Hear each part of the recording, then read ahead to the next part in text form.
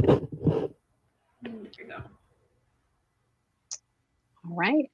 And welcome back to Sister Soul Sessions family, where we elevate entrepreneurs one soulful conversation at a time. I am your host, Brittany. And I'm Brandy, and tonight we're diving into a topic that is just deeply personal to Brittany and myself. It's also scientific, it's cultural, spiritual, all at one time. And fertility, healing, and the journey to creating life. Yes, we are so honored to welcome a powerhouse in reproductive medicine, Dr. Famuyiwa, founder of Montgomery Fertility Center in Rockville, Maryland, associate clinical professor at George Washington University School of Medicine, double board certified in OBGYN and reproductive endocrinology. Thank you so much for having me. Yes, ma'am. And if we could just have you give your introduction so that we can get to know you and a little bit about your fertility clinic. So my name's Dr. Famuyiwa, as you rightly said. I'm originally from Nigeria. And growing up as a little girl, I've always wanted to be a physician. That's all I ever wanted to do. I knew it from age of 9. I was the child in the family that was always taking care of anyone who was sick. So I just dreamed of that. And so went through the school curriculum in Nigeria. Back then, we had what's called the A levels, which I don't know the equivalent of it, might be the IB here.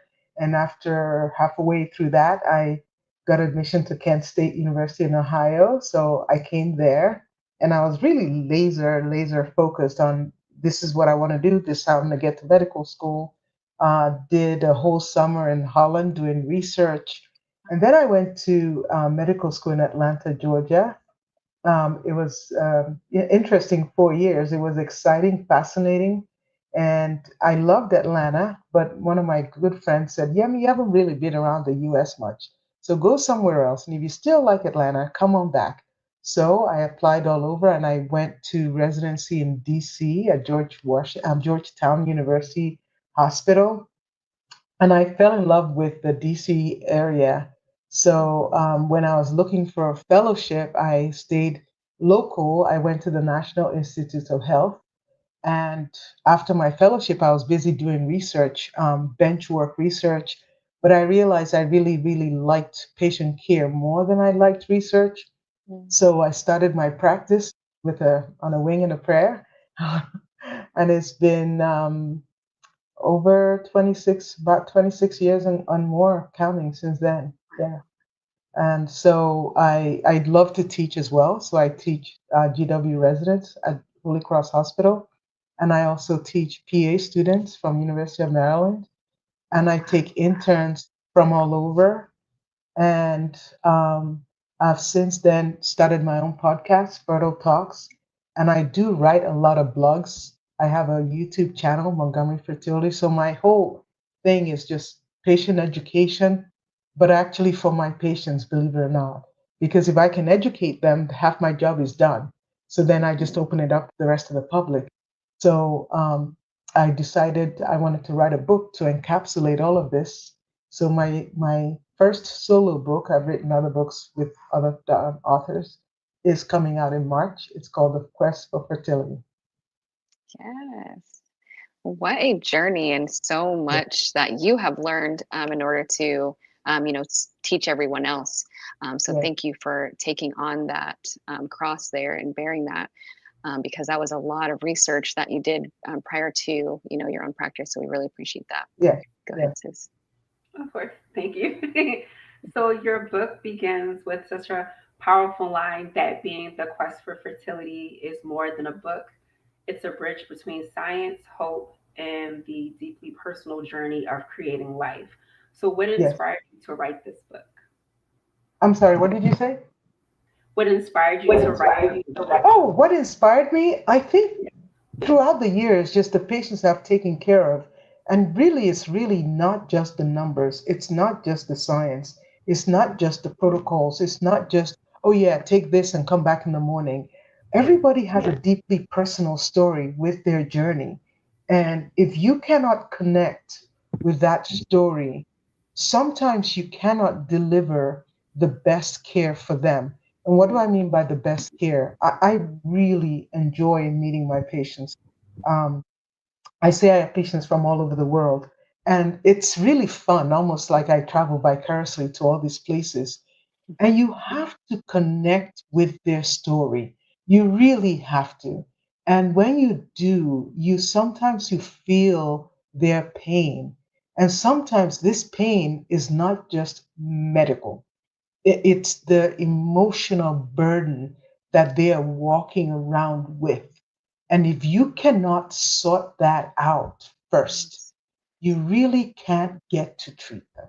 You really got to get to that for some patients. Yeah. I wish more doctors took that approach, honestly. Like we were kind of speaking about earlier, we felt like, we were kind of just in and out. You don't really even get that personal story of what this means to you. With us having our own issues of having, our reproductive organs removed, had partials, things like that. Yes. I love that that's the way that you approach it. You share a story about how early in your career you would literally write patients a prescription to go sit in the butterfly garden at Yes, I Wheaton did. Regional Park to Yes, just I breathe, did. to rest, and feel peace Yes. again. Why was that so Yes. important to you, and what did you see in your patients that made you take that approach? You know, it's very easy because it's something that I do for myself. Like I Mm, love nature. I love being out in nature and I find it very soothing, very calming. And if you read, for instance, the Japanese, they have this thing called forest bathing, shinjuruki, they call it, where you go out and because they believe that, well, they don't believe, they've actually shown that there are certain things that come off the trees. They call them phytokines, I call them, and mhm. some of these things do boost your immune system, Wow. right? So, because trees themselves, they release sap or whatever that protects them against bacteria and viruses, Right. right? And if the trees don't do well, you have something come by and sweep all, like the ash trees were destroyed when they were invaded by some foreign beetles, right? So they have to protect themselves. And some of these they release in the oxygen. And also, nature gives oxygen. Nature is calm, and that calmness sort of filters into you. So it's something that I've always done. And I remember back then I started it as a joke. I'm like, oh my gosh, you know what? Here, go sit down on the butterfly garden. Yeah. Here, go, just relax. Just sit. I've always loved to sit also by flowing water. Just go sit Yes. and let nature do its thing with you. And patients will come back and go, wow, that was a surreal experience. I really love that. And, you know, I think in life we're so busy, and especially with fertility, not only are you busy with your other life, you're also stressed out Yeah. that we don't take the time to look at a beautiful flower and just enjoy it, enjoy the presence of it. We're so stressed out that our system is on fight or flight all the time. Always. And if we can get to a place where our parasympathetic system kicks in, so we're not so much in that stressful state, right? Then the cortisol starts to go down, the stress level starts to go down, something in you starts to heal. Mhm. Very, very true. Yeah, I like that.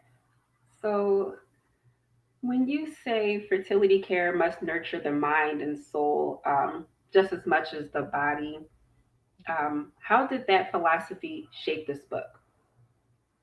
It's throughout the book, I write stories.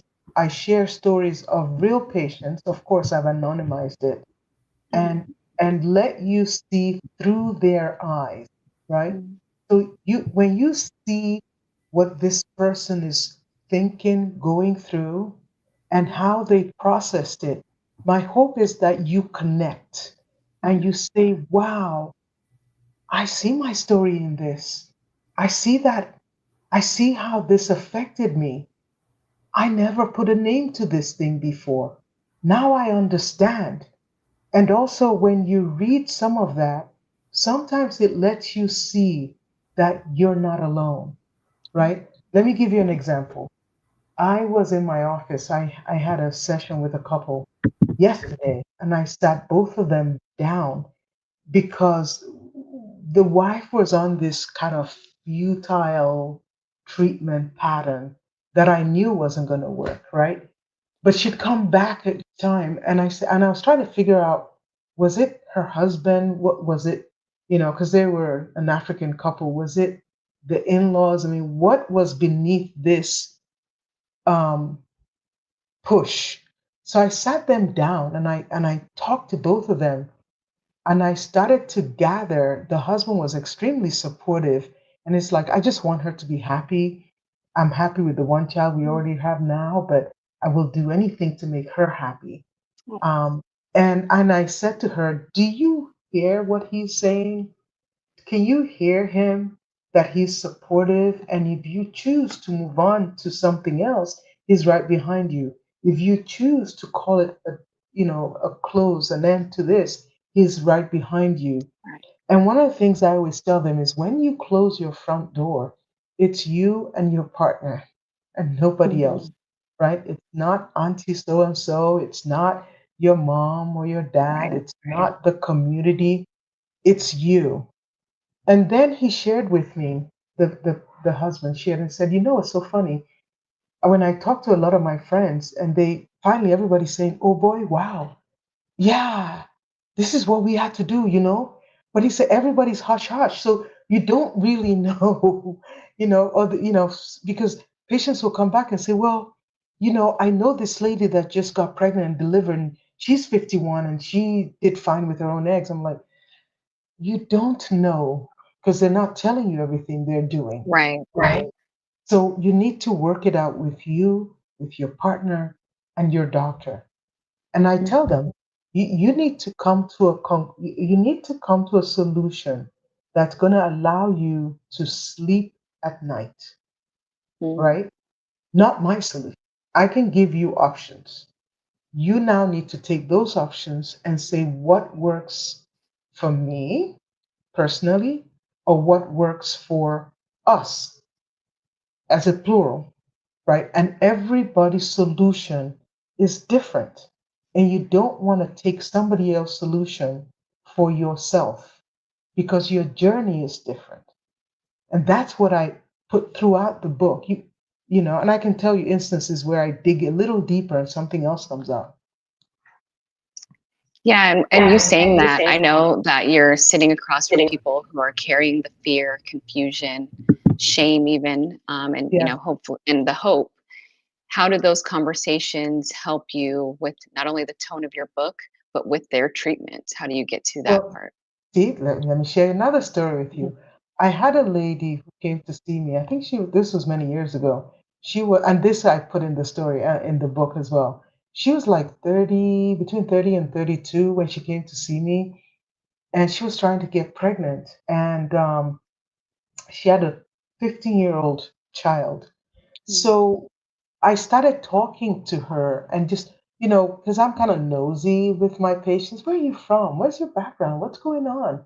And then the story started to come out. She was originally from, I believe it was Sierra Leone during the war when she was a teenager. She was barely like 14, 15 herself. She and her sister, who was pregnant, had to run when the rebels were invading, and they ran, and as they were running into the forest, her sister went into labor, and her sister gave birth in the bush. And she, mark you, she was like 14, 15. So she was scared. She didn't know what was going on. And they could still hear the gun bullets Yeah. flying not too far from them. So she said she took the baby as best as she could, but then watched her sister bleed to death, right? And then wrapped the baby up and started running because the bullets were still flying. And she said she ran and ran and then ran into, I think she ran into some aid workers with the Red Cross, and they were able to help her. They gave the baby some formula. And needless to say, they did help her relocate to America. But that was so traumatizing for her that she raised the child as her own. She never told the child that you're actually my niece, Yeah. right? It was something deep, locked away, so painful because it was tied to the death of her sister. Yeah. And as we were talking, and it all came out, and it all came out, and I was able to help her seek counseling and try to get over the pain. And that was the focus of part of why she couldn't get pregnant, because it was Mm, shortly after that that she got pregnant on her own, really. And not only that, she was able to tell her niece child that I'm actually your niece and this is what actually happened wow. with your mother. So they had to come to some closure. Their relationship got even better.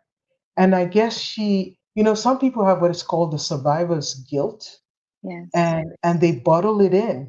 And that was part of her ongoing pain. Mm, So now if I hadn't taking the time to just sit down and just kind of shoot the breeze and kind of get to know her a little bit. She wasn't going to tell all that.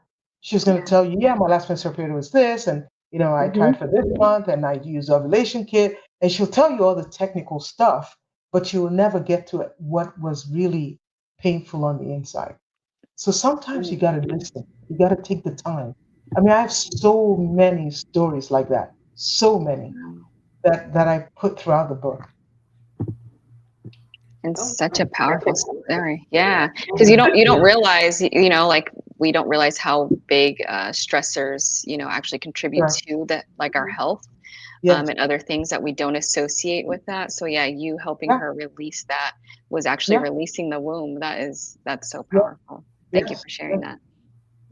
And as I'm listening to these stories, and I'm just like, why do we wait until like there's a crisis for us to learn about our bodies? Why do you think that is? Because mostly we're not thinking about it, right? Mostly you're healthy, right? You're not in pain. You don't know where your uterus is in your body because it's not hurting.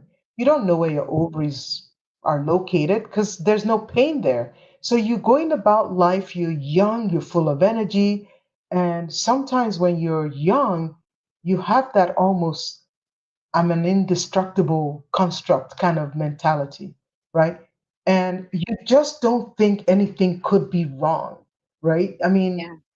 you just feel good inside of you. Why would you suspect anything is wrong until you have a pain or you have something that you want and you can't get? Yeah. It's not a focus. And sometimes when you're young and conquering the world and going about your business and starting new businesses and going to professional school and just life is happening, life is lifing, and it's the last thing on your body. For sure. And it's at last when you finally say, I'll give you another example. I have a patient. I'm not sure if I put this in the book or not. I'll have to check later on.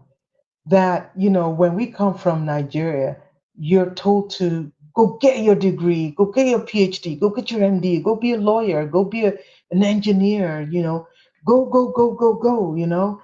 And so some people will put their life on hold while the expectation, especially in some communities where they gather and they all contribute money to send one person to go get a PhD, and with the hope that that person is going to come back and help everybody else. And that person does become the successful professional, right? I have so many nurses like that. And then they turn back and the society helped them. So now they're taking care of all their siblings. They're taking care of all their nieces and nephews, and they're the breadwinner first. So then they're doing double shifts in the hospital, and they can't stop till the last one has gone to school. And like in this one patient's instance, she educated all her siblings, and then finally, when they're all educated and done, she's like, "Phew, okay, now what about me?" Right? She gets married. Now she's 45.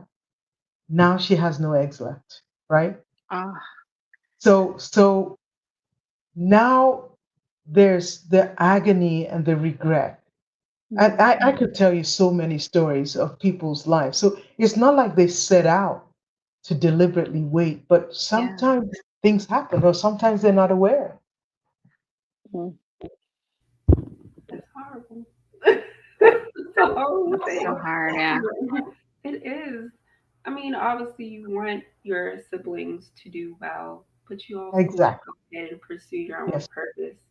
And I know you mentioned the expectation of like your family and your culture and getting into medicine. So I just wanted to know like what drew you specifically into reproductive endocrinology. What made me do reproductive endocrinology? Oh, that's easy. So when I was in when I was in medical school, I was one of those that liked every single specialty, everything. I liked everything.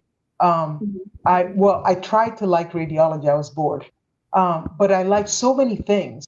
So when it came time to decide what residency you were going to apply to, like, oh my Mhm. gosh, I like so many things. I loved cardiologist so much. I wanted to be a cardiologist. I didn't quite like internal medicine that much. I loved general surgery. I loved psych because I had a fascinating professor.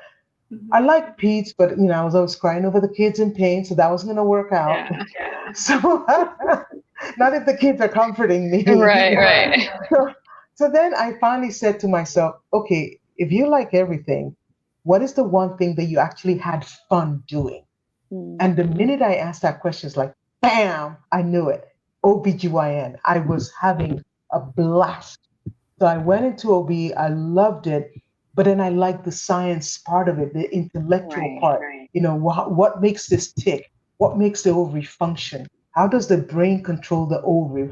How does these parameters work out with the uterus? So it's the why this and why that and why this that, just that curiosity led me more down a scientific path and went into reproductive endocrinology because I was fascinated with the science behind it. And that's one of the reasons why I actually did so much bench research Yeah. until one day I'm like, oh my gosh, I love playing with mice and stuff. I did some monkey research, but I kind of like patient care. I like bonding with my patients. I love hearing people.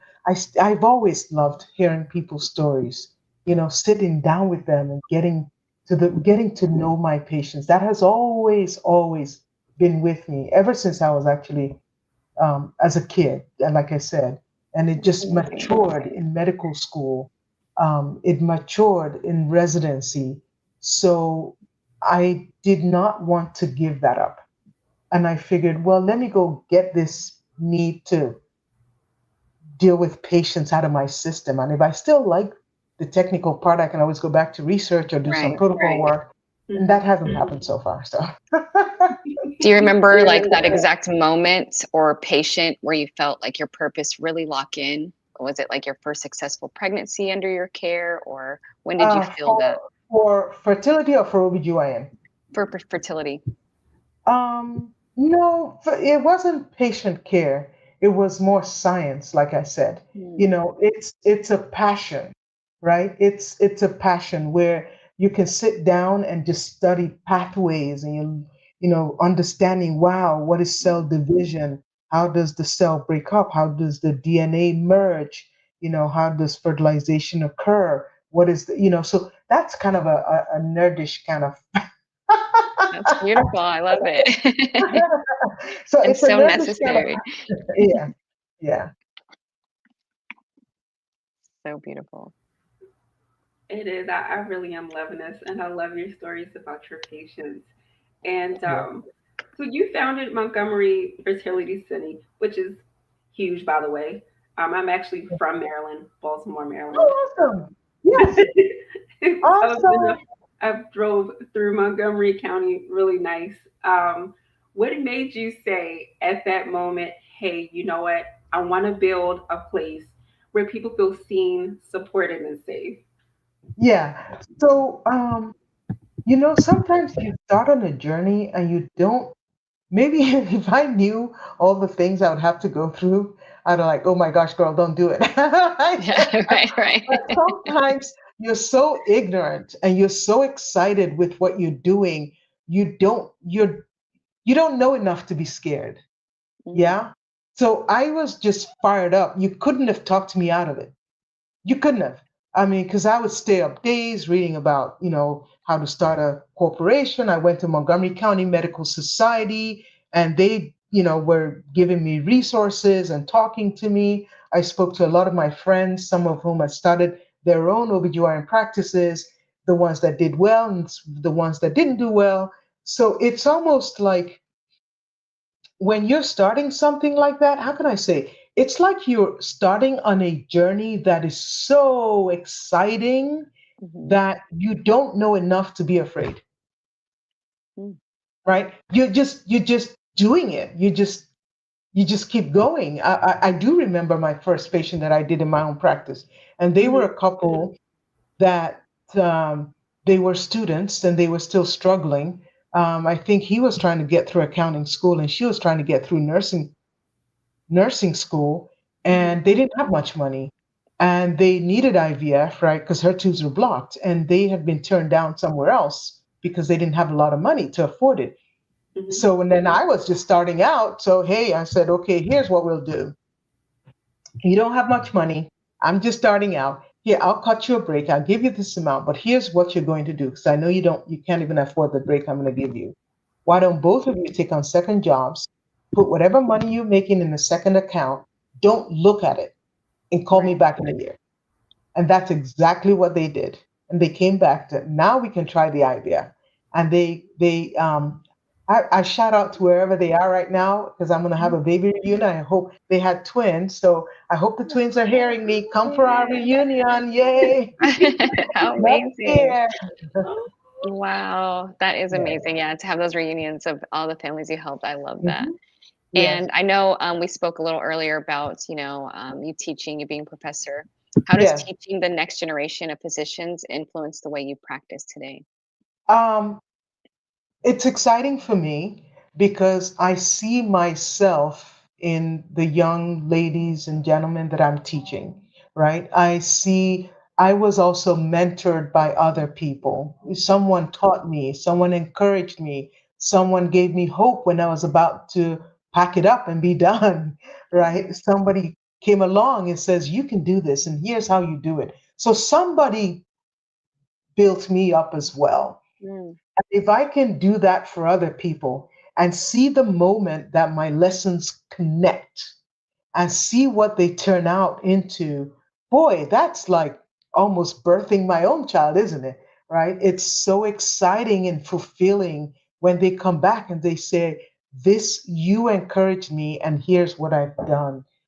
Some of my initial students are now professors themselves, right? Wow. Some of them have gone on to medical schools. Um, I also teach PA students who have opened their own practices and nurse practitioners who still refer to me and they come and they tell me, wow, I will never forget my rotation with you. You took mhm, the time.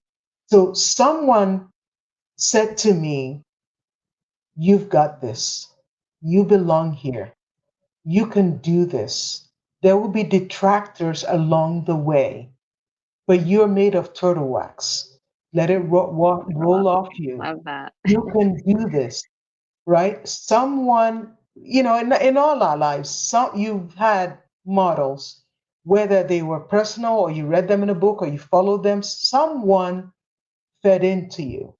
Mhm, So I think that it is the most rewarding thing to do in life is to feed into others. And also, let me tell you something. When you teach, you learn, mhm, right? Because you cannot learn or teach if you don't come from a place of learning. So if you want to stay abreast in all that you do, endeavor to teach. And I actually, for someone like me, it's really great because it forces me to stay, on top of everything I'm doing. So right. yeah, you got to pass on knowledge. Yes, for sure. I love that ideology of like paying it forward. Yep. And of course, with your clinic being heavily on I'll say personalized fertility care, Yeah. what does personalized really mean in your clinic? Personalized means that you are seen and heard, Mhm. seen and heard. And it's not just by me alone. So I always encourage my patients, really, when you come here, it's a twofer. You get all my staff with it, Mhm. right? So I cannot deliver all the care. I rely heavily on my staff. So when you see the compassion side, it's not Mhm. just me, it's my Mhm. staff. It's the nurse that takes the minute to pull a patient aside and say, I noticed you aren't feeling well today. It's my secretary that comes by and say, Dr. Famiyu, I noticed someone was crying in the bathroom. And I'll go get her back in here. So everybody's hyper vigilant. They're watching, they're listening because they all want the same thing, right? And one of the things that I share with my patients is, with my staff is, when anyone walks in the door, that's your sister, that's Mm. your mother, that's your aunt, that's your brother, that's your uncle, Yes. that's your grandma on the phone. So, whichever way you want your mom, your sister, your aunt, your uncle, your brother to be treated, that's the way you treat the patients. For sure. Yeah, that's Wow. because, and also when you pick up the phone, smile. Because when you're smiling, even though people cannot see you, they can hear your smile, Mhm. right? And of course there will be challenging days, right? But people are walking with a heavy load, and Mm. sometimes just that simple smile is all they need, and then it all comes out. Mm. It's definitely a different approach. I've seen a lot of doctors, and I know that you have patients who come in overwhelmed.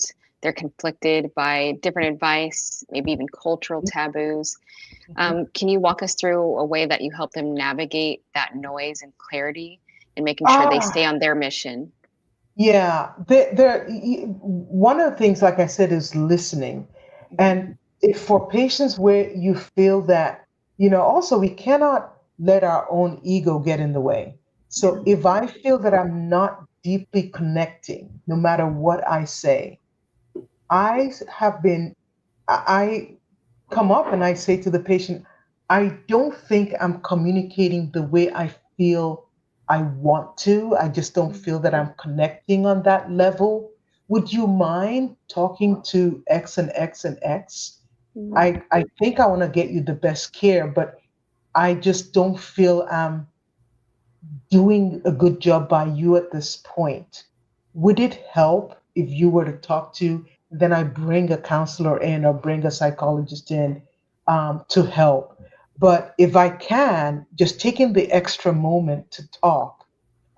Sometimes patients, if I feel a patient needs more time, I might say, why don't you come as the last patient of the day? So then I'm Mm. not under pressure because I have Right. somebody else, breathing down my throat. I'm like, come as the last patient of the day.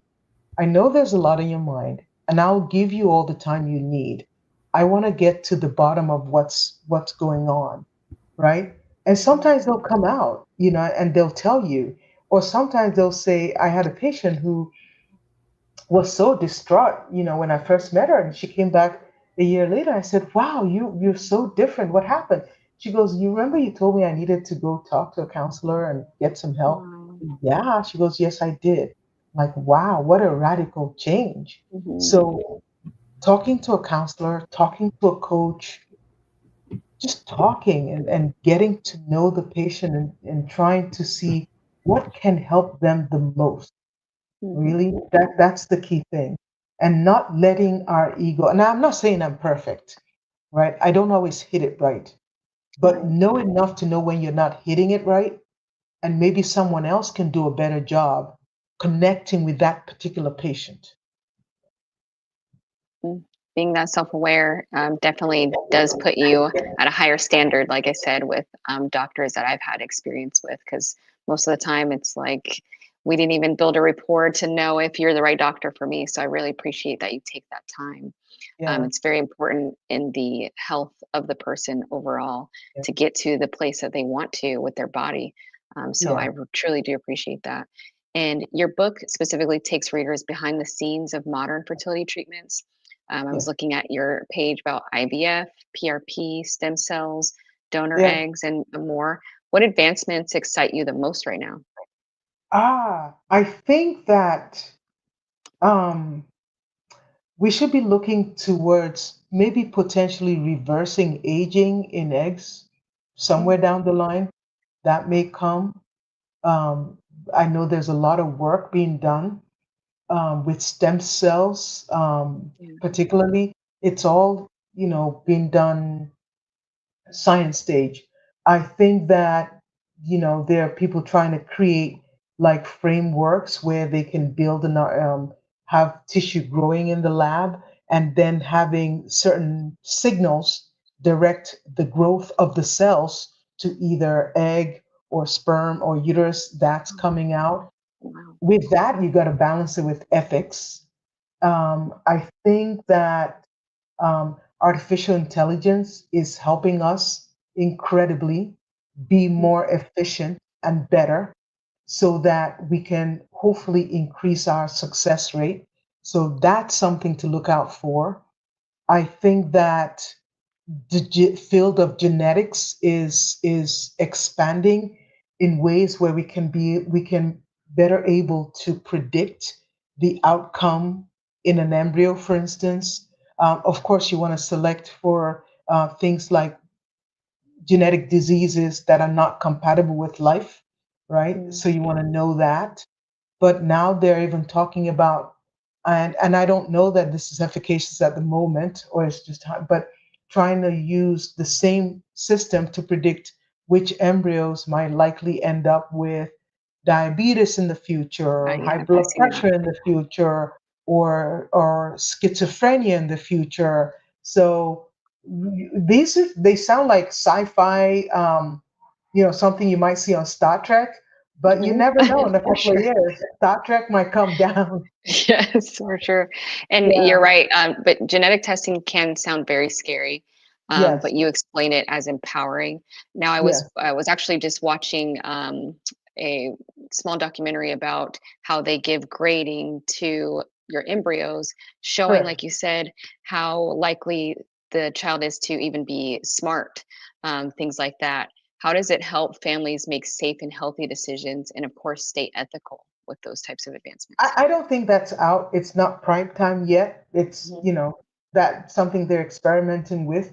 I think what we offer our patients is we know that genetic accidents increases with age, so Yeah. that, when the egg and the sperm fertilize, there may be a mismatch. One egg chromosome gets dropped or an extra one gets tagged on, Mhm. and the new whole chromosome that comes out may not be compatible with life, and Mm, that okay. will result in a pregnancy loss, either no pregnancy or pregnancy loss at 7 weeks, for instance, trisomy 7, or something like trisomy 13 that always results in a spontaneous loss around 12, 13 weeks. So you can see that, right? So when you see that, why would you knowingly want to implant an embryo that you know will always abort, right? Oh, I see. Abortion, I mean, we call it a spontaneous abortion, the medical term. The late term is miscarriage, right? Going through a miscarriage is no easy thing either. So Mhm. who wants to deliberately have to go through the agony of a miscarriage? All right. So sometimes you can use those tests to try to decrease the chance that someone will, you can't eliminate everything, but you Mhm. can decrease the chance that someone will end up with an abortion, for instance. Not abortion, a miscarriage is the late Right. term for that. Yes. Mhm. Yeah, Yeah, if you do have definitely. the opportunity to know that ahead of time, that Correct. is, especially if they're already going through these steps Mhm. to, Yes. have a baby. Yeah, I would Yes. definitely, I would definitely go that route as well. I would want to know, Yes. which embryos are viable. So yeah, that's very Right. interesting. Exactly. Yes. It's extremely interesting, and like my sister stated, like those are some things you want to know because no one wants to go through the hardship or just the emotional anguish of losing, a baby. Oh yes. Absolutely. It's, it takes, an emotional toll on, you can't eliminate all risk, Right. but you can hopefully reduce some risks for patients. Mhm. Yeah. And I know you have probably similar stories within your book, and your book is filled with patient stories, real resilience, cultural truths, emotional journeys, much Yes. as we just Yes. discussed. Yes. So, how has becoming part of so many family stories, how has that changed you? Um, I like it. I think it keeps me humble. right? I think that, and I pray I never lose the awe that I feel. And this always started even when I was in medical school. I was blessed to be in a hospital. Emory, we did our OB rotations at Grady Memorial Hospital in Atlanta. And as Wow. students, I think it's one of the few hospitals that, as medical students, you actually got to do deliveries on your own. And most medical schools, you don't even come near the delivery room. But I was able to deliver about 20 babies by myself back Mm, then. And there's something that transpires when you guide a child to life. mm, It's a very surreal experience. You have to take a minute to process that this is a life coming out. So that awe never left.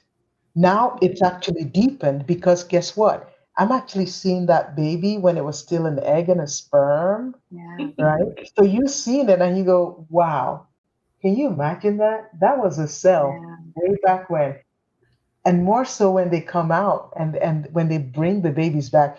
Like in my neighborhood, where sometimes when I'll go to the grocery store, some of Mhm. my patients live close by and they go, Dr. Famiyu, Dr. Famiyu, and you hear something Oh, like, you know, oh, so that one. you see people come up to you, um, or, you know, or I'll go to a Nigerian wedding or something, and someone comes right next to me and say, "Dr. Famiyiwa, wow, you know, this is my son that you helped me out," and you see this, you know, 6'4" football Right, player. right. One of my patients, when her kids, she had twins, when they went to kindergarten, she invited me to their kindergarten graduation. I got to go to their high school graduation.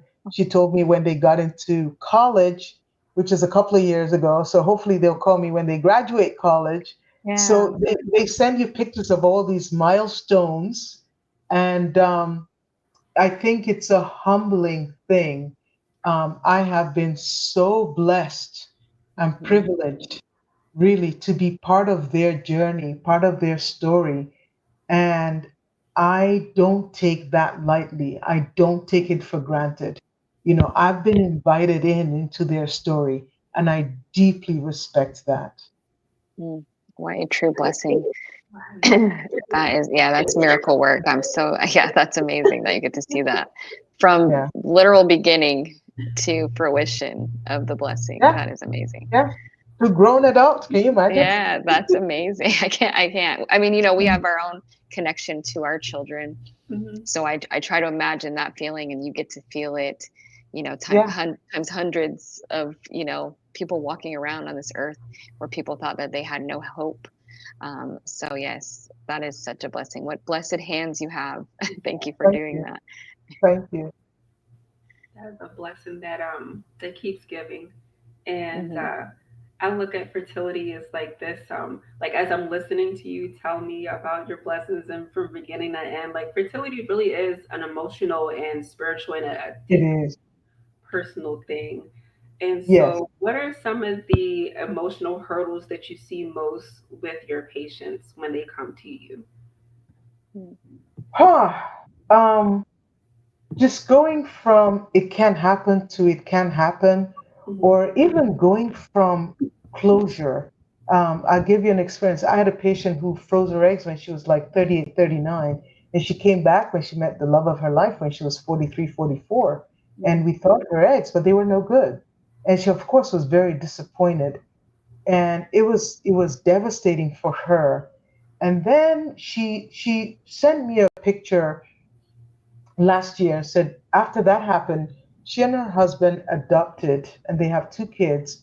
And she says she has no regrets having gone through the journey. She was very grateful that we worked with her, we walked the step with her. She has come full closure in her life and feels so fulfilled and happy. And I like that joy for her, Yeah. right? Her journey was different and she was able to move on. Um, that is for me very amazing. Or I had a gentleman today, and they were a Hispanic couple, um, and I showed them the baby's heartbeat and it, galloping like a horse, Yeah. and he started crying because he said he never expected that he would be a father. That's the key thing. It's like, Yeah. I never thought I'd be a father. I never thought I'd be a mom, or I never thought I'd be a parent. So um, to be part of that, I am humbled, really, really humbled. And also when I see, I have several patients who've done IVF once. They got pregnant, they froze their extra embryos, and they come back in 2 years, and we do another one. They work, and they come back in another 2 years, and now we have three to four kids, all from the first Wow. IVF cycle, and they keep seeking me out. Right? Yeah. I had a couple that moved to South Carolina, and they came all the way from. I said, you don't have to come back. I can ship your embryos. Like, nope, we're coming back. This Yeah. is or I see a couple that saw my TikTok information. They were in, was it Newport Beach, Virginia? It's far from where I am, and they would drive 2.5 hours to see. If I Mm. told them be here at 7 a.m., they were there. If Yeah. I said they were, we did a retrieval. We had to do it early in the morning at 6 a.m. They stayed overnight in the hotel. They were there, and they were um, so humble, so polite, so easy to work with, and um, again, that humbles me Yeah. when people come from so far and they're coming. I had a gentleman that came to see me. He was from Cameroon, couldn't even speak English well, and he had this piece of yellow paper, and it had my name on it. And he said, "Oh, Dr. Famiua, somebody gave me your name in Yaoundé, Cameroon, and that's why I'm here. Wow. Please help me." Right? Yes. So you got to be humble because people are trusting you with their most vulnerable Yeah. side, and you really have to respect that. Yeah, Mm. it's humbling. Yes, for sure. Yeah, I had done the Lord's work. I'll just say that. Are truly doing the Lord's work and just Mhm. Thank you. creating miracles. Definitely, literally creating miracles. Um, so we talked a lot about your patients, but of course, we want to know more about you and how do you refill your cup while holding space for so many hearts. Yes, I like to read. I read a lot. I read far and wide. I read so many things. I might watch documentaries of history, like I like the Fall of Civilization Yes. documentary on YouTube, because I like to learn the history of what went into the way people think. Mm. And then I have wonderful children that probably are my biggest fans and cheerleaders. Mhm. So, and they would help me vet certain things, and we talk, and my relationship with them has deepened. So, and I feel blessed that I have them. I have a wonderful husband who's also very supportive, and then my faith, right? So Yeah. I'm a very religious person, and I go to mass. I pray daily, and I feel that I need to have a special. I have my own connection with my maker, and that Yes. pours into me, and that's how I keep going. Mm. That's Strong beautiful. foundation. Yes. Right, exactly. A lot of reading and a lot of Yeah. continuing with learning because you're a life student. We're all students of life, so Mhm. learning continues. And Yeah. so I wanted to ask about some lifestyle choices like diet, stress, sleep, environment that can protect Mm, fertility long before someone absolutely. has children. Look, that's huge. Nowadays, with legalized marijuana and cannabis, you go downtown some places, and if you're not careful, you're reeking of the whole thing. And when it first came out, everybody had this misguided notion that they're harmless. Mm. They're not. They're not. And each day, more and more science is coming out saying it affects the sperm, it affects the Mhm. eggs. Um, it's not harmless. It increases the risk of miscarriage rates. It increases the risk of aneuploidy. You get more pregnancy complications in people who regularly do you routinely use it. It does cause abnormal semen parameters. So it's not harmless. I tell my patients, well, you can do whatever you want to do, but if you're trying to get pregnant, how about we lay off that for now and heal your system? Another big thing that I talk about in my book is plastics, right? Microplastics. They're everywhere. They're in sperm, they're in testes, they're in placenta. We have them in our brain cells right now. So they get so small they can actually unhinge the signals that control your hormonal balance, right? So don't eat hot food or hot beverage in a container that's plastic. If you have to heat your food, use glass. You have to put something hot, use a steel cup or something, but not plastic that can, because you're drinking a little bit of the plastics. And then another thing I tell my patients is go look at your deodorant. If it has aluminum in it, toss it. Toss it. Get the aluminum free deodorant. Look at your makeup. Is it organic? Is it vegan based? Right? Because whatever you lather on your skin is going right through your skin, and you're getting some of that. Little things you can avoid, like phthalates that are in dryer lint.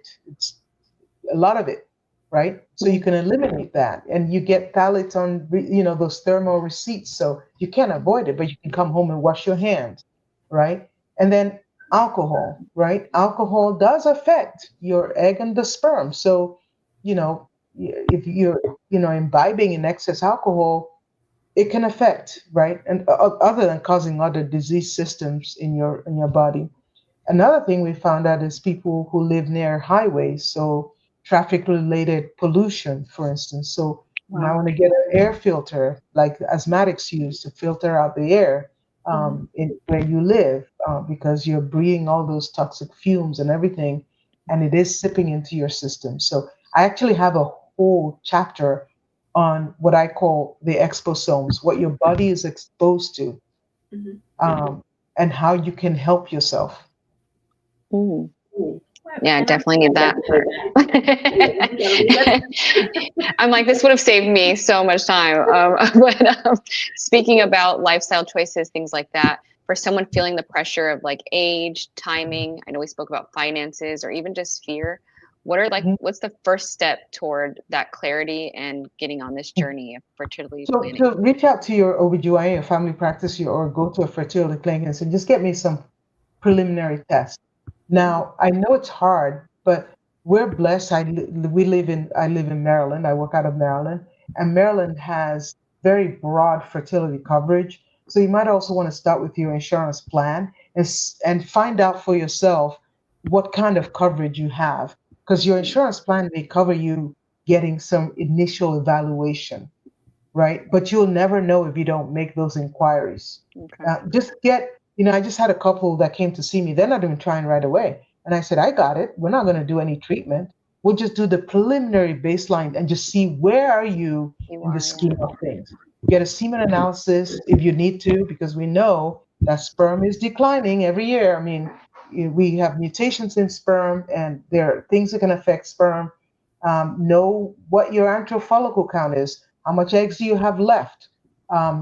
Some people don't even know they have fibroids until I put an ultrasound. And I'm like, oh, did you know you have a fibroid? No one ever told me. I'm like, well, you got this Goomba right here sitting there, do some preliminary workup. Yeah, most women don't even realize why they're having such painful periods, things like that. Yeah. Like you said, until they do this mock-up of just, understanding what their body is doing. Yes. And as we come closer to the end, Dr. Famuyiwa, I do want to ask our final question. Yes. You have written a book, but if you could give the memoir of your life a title, what would it be and why? If I could title my life's journey, wow, I would call it A Life of Blessings. Oh, that's I like that one. That's good. A Life of Blessings. Yes. Yes, you are definitely bringing so many blessings to other people. I know it's fulfilling for you, but what a blessing it is to have someone assist you with bringing life. Like you said, it's the most joyous occasion, something that we are innately born to do. And when you are met against that, wall of thinking that you have no hope for that, and you have ways to, assist us, even just talking about preliminary, medicine and what you should look for, what you should avoid. Definitely, I would concur. A life of blessings. Thank you Thank, so much. thank, And Dr. Yami, I just wanted to take this time to just thank you. Thank you for your heart. Thank you for your wisdom and the light that you bring to so many families daily. thank you so Yes, much. I we appreciate it. appreciate Thank it. you No for problem. having me. Yes, Thank ma'am. And Soul Squad, please follow Montgomery Fertility Center. Grab the Quest for Fertility. It'll be out in March. And share this episode with someone who needs it. Your story, your healing, and your legacy matter. So let's stay on top of it. We are seeing our birth rates decline. That's why we were really excited to have the doctor on tonight. We want to see how we can get healthy and keep producing, healthy lifestyles and healthy families. Thank And did you want to end with anything? Let us know how we can reach you, a little bit about Yes, following your podcast. Yes, thank you. yes. Everybody can reach me on my website, Montgomery Fertility Center, all one word, montgomeryfertilitycenter.com. And from there, you'll see links to my podcast, The Fertile Talks, which is on every where you get your podcast, Spotify, Amazon, YouTube podcasts as well. My YouTube channel, I give a lot of videos to teach, and that's at Montgomery Fertility Center. Thank you. And thank you all for joining another episode of Sister Soul Sessions. This was one for the books. I'm so glad that we are learning more and are able to assist and build legacies. Hope you guys all have a wonderful night. There we go.